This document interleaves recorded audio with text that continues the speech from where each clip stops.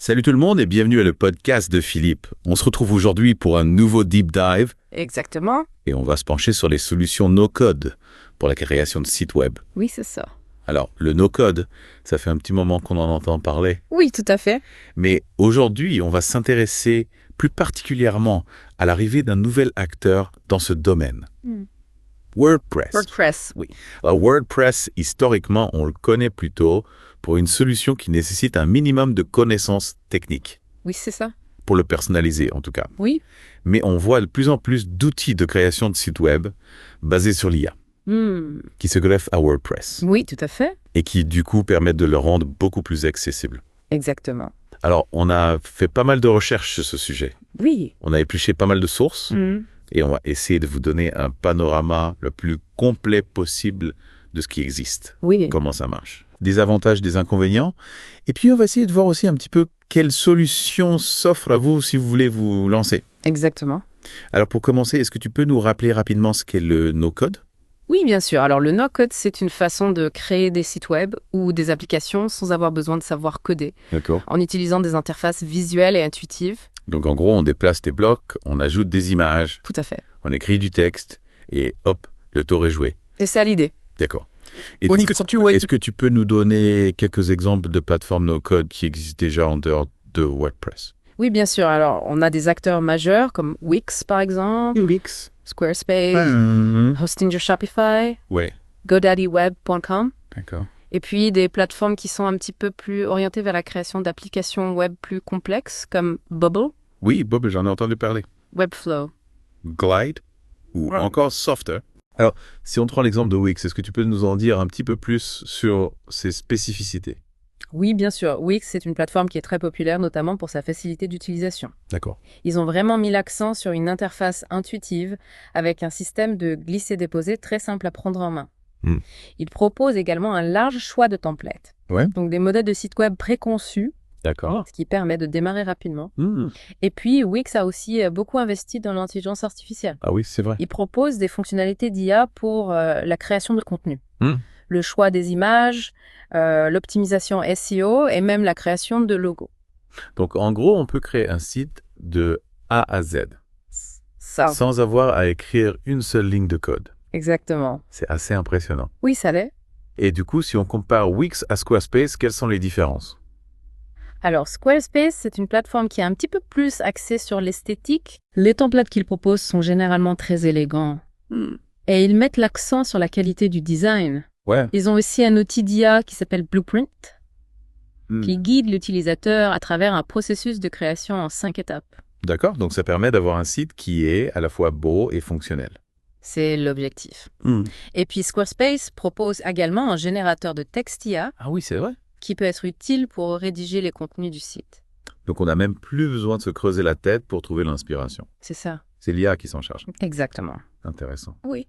Alors maintenant, si on se tourne vers Hostinger, est-ce que tu peux nous dire ce qui le différencie des deux autres plateformes? Alors Hostinger, c'est une solution qui est souvent mise en avant pour son prix abordable. D'accord. Leurs offres sont généralement très compétitives. Et ils ont aussi une interface de création de sites web Oui. qui est très intuitive et facile à utiliser. Un des points forts d'Hostinger, c'est qu'ils proposent un ensemble d'outils d'IA qui sont intégrés à leur plateforme. Oui. Donc, on a par exemple les outils pour l'optimisation SEO, pour la génération de contenu, Ouais. pour la création de logos, D'accord. pour l'analyse du comportement des utilisateurs sur le site. Donc en gros, on a tout ce qu'il faut pour créer un site web performant C'est ça. et pour le gérer efficacement. Exactement. Et Shopify, du coup, c'est quoi la particularité? Shopify, c'est une plateforme qui est spécialisée dans la création de boutiques en ligne. D'accord. Donc, si tu veux vendre des produits sur Internet, Shopify, c'est vraiment la solution idéale. Ils ont des fonctionnalités très avancées pour la gestion des produits, Ouais. pour le suivi des commandes, pour la gestion des paiements. D'accord. Et ils intègrent également de plus en plus d'IA Ah oui, c'est vrai. pour aider les entrepreneurs à gérer leur boutique.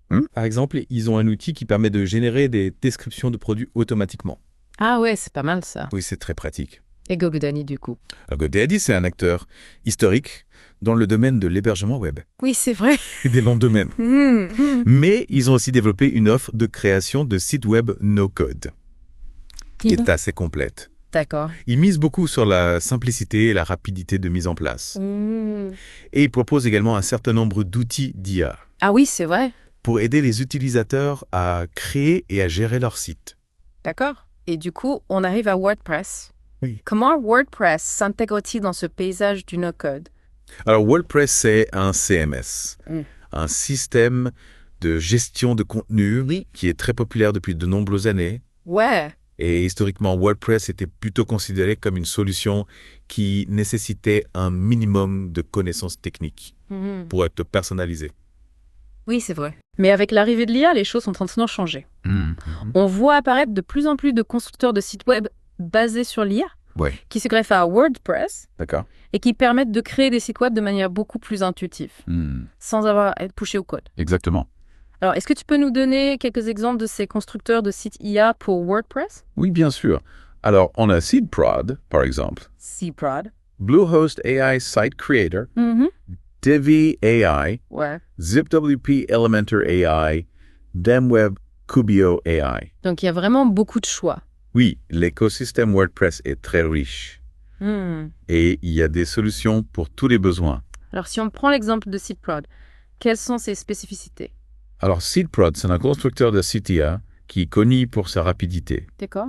Ils annoncent qu'on peut créer un site web en quelques dizaines de secondes. Ah ouais, quand même. Oui, c'est très impressionnant. En gros, l'utilisateur donne quelques informations sur son projet.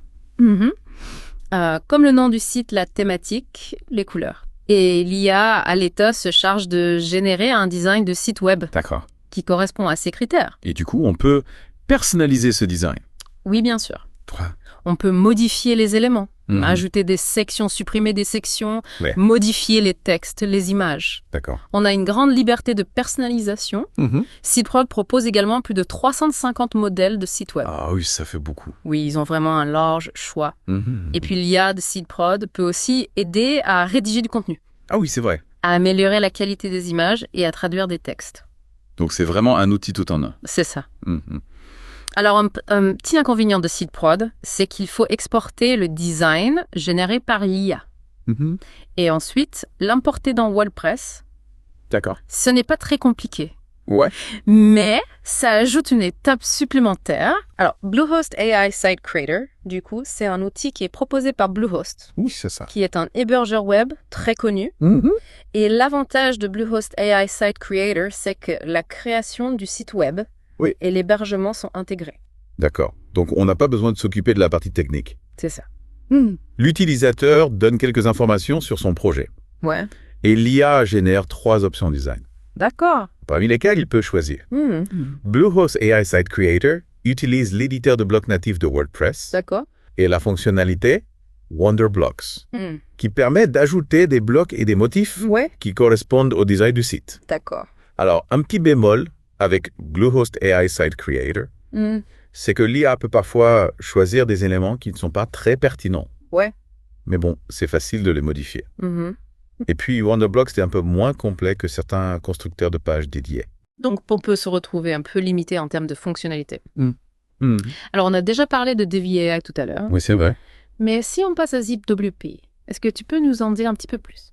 Oui, alors ZipWP, c'est un constructeur de sites web IA qui est gratuit, Ah, d'accord. avec une option payante pour accéder à des fonctionnalités supplémentaires.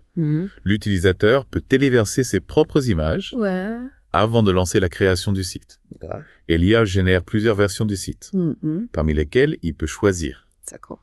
ZipWP permet également de sélectionner des fonctionnalités spécifiques qu'on veut intégrer au site, Ouais.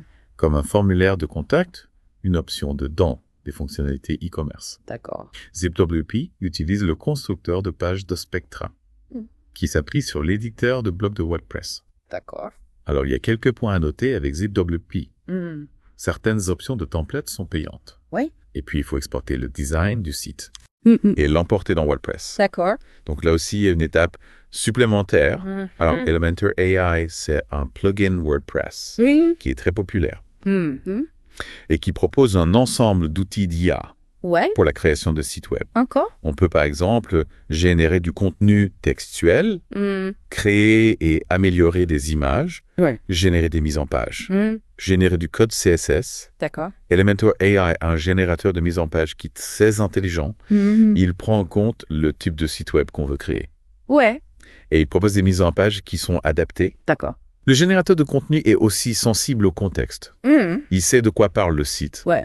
Et il peut générer du contenu qui est pertinent. D'accord. Les outils d'amélioration d'image d'Elementor AI sont également très performants. On peut vraiment faire des merveilles avec. Alors, il y a des inconvénients avec Elementor AI. Oui, alors le générateur d'images peut parfois avoir du mal avec les mains humaines. Il a tendance à les déformer un peu. D'accord. Le code CSS généré par Elementor AI peut nécessiter quelques ajustements. Ouais. Et puis, l'interface de conception peut être un peu complexe. Pour les débutants. Alors, Kubio AI, du coup. Alors, Kubio AI, c'est un constructeur de sites Webia Ouais. qui se veut très convivial, D'accord. notamment pour les débutants.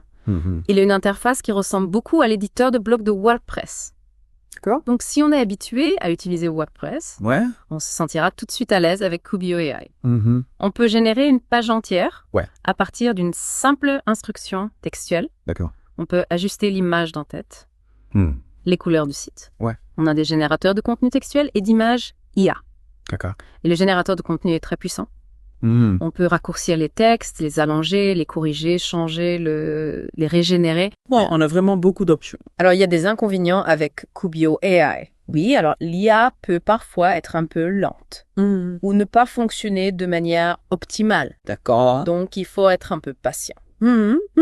Alors, si on fait un petit bilan de tout ça, oui, quels sont les avantages et les inconvénients des constructeurs de sites IA pour WordPress? Alors, les avantages, c'est qu'ils permettent de créer des sites web très rapidement, sans avoir besoin de savoir coder. Ouais. On a des designs de qualité, on peut personnaliser les sites web, Ouais. et on a accès à tout l'écosystème de plugins de WordPress. D'accord. Les inconvénients, c'est que la performance des sites web peut parfois être un peu inférieure Ouais. à cause du code supplémentaire D'accord. qui est généré par l'IA. Il faut aussi vérifier la qualité des designs Oui, c'est vrai. qui sont générés par l'IA, car ils ne sont pas toujours parfaits. D'accord. Et puis, le constructeur de site IA...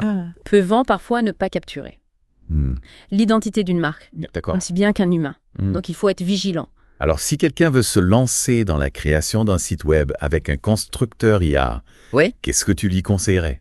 Alors, je lui conseillerais de tester plusieurs constructeurs, de comparer les fonctionnalités, Oui. les designs, les prix, D'accord. de voir ce qui lui correspond le mieux.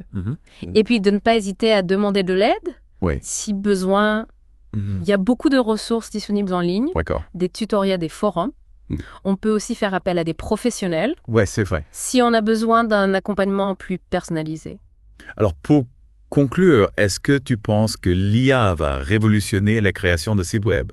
Oui, je pense que l'IA va avoir un impact majeur sur la création de sites web. D'accord. Elle va permettre de démocratiser l'accès à la création de sites web. De rendre la création de sites web plus facile, plus rapide, plus accessible, D'accord. et ça va ouvrir de nouvelles perspectives pour les entrepreneurs, Ouais. pour les créateurs, pour tous ceux qui veulent avoir une présence en ligne. Alors, moi, j'ai une dernière question. Oui. Est-ce que tu penses que l'IA va remplacer les développeurs web? Non, je ne pense pas. Je pense que l'IA va plutôt les assister, D'accord. les aider à être plus productifs, à se concentrer sur des tâches plus complexes. Ouais. Mais l'expertise humaine restera toujours indispensable. Donc, on n'est pas prêt de voir des robots créer des sites web tout seuls. Non, pas encore. D'accord. Mais qui sait ce que l'avenir nous réserve? Eh bien, merci beaucoup pour toutes ces explications. Avec plaisir. C'était passionnant. Merci. J'espère que ça vous a plu. Moi aussi. Et puis, on se retrouve très vite pour un nouveau Deep Dive. À bientôt. Salut! Salut.